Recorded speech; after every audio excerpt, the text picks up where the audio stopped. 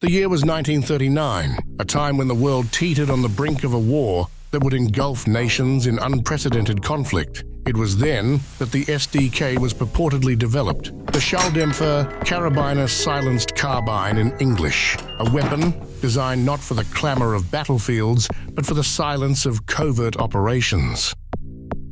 Its blueprint, an unconventional bullpup design with a 9x19mm caliber, was a departure from the norm, featuring a Luger P08 magazine and a double-set trigger. The rounds it fired were said to be untraceable, each laced with a deadly dose of cyanide.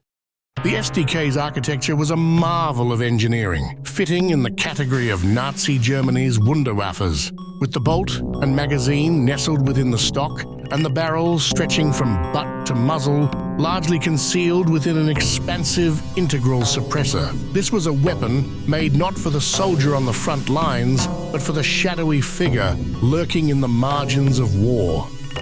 Commissioned by Graf von Helldorf, the Berlin chief of police, the SDK was intended to serve the Gestapo's nefarious deeds. It was after the war's end that American troops allegedly stumbled upon the rifle, marked Serial Number 2, amidst the rubble of von Helldorf's residence. This discovery hinted at the existence of at least one other unit, fueling speculation and curiosity.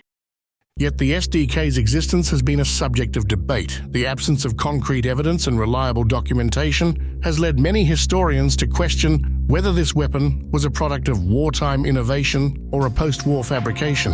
The SDK is conspicuously absent from wartime records, and no surviving examples have been found to date.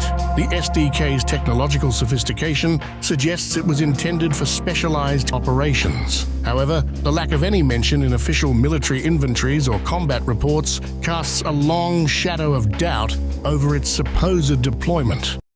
The trail of the SDK's history leads to a singular figure, Lieutenant Colonel James P. Atwood, a former U.S. Army officer stationed in West Berlin after the war. In the post-war years, the allure of Third Reich memorabilia creating a thriving market for relics of the era. Atwood, an expert on Nazi daggers and blades, found his niche within this market, his reputation cemented by his authoritative book, Daggers and Edged Weapons of Hitler's Germany. Atwood's expertise lent credence to the SDK's authenticity. However, his credibility suffered a blow when it was revealed that many of the items he catalogued and sold, including some of the most exquisite and rare daggers, were nothing more than forgeries. These elaborate fantasy pieces, some inspired by actual Nazi artifacts and others born from Atwood's imagination, were crafted by local German cutlers at his behest. Despite the questionable origins of the SDK, its legend persists, recently finding its way into the realm of popular culture with its inclusion in the video game Call of Duty: World War II in 2017. The SDK rifle, whether real or not, stands as a testament to the blurred lines between historical fact and fiction, a symbol of the enduring fascination with the Third Reich's enigmatic legacy.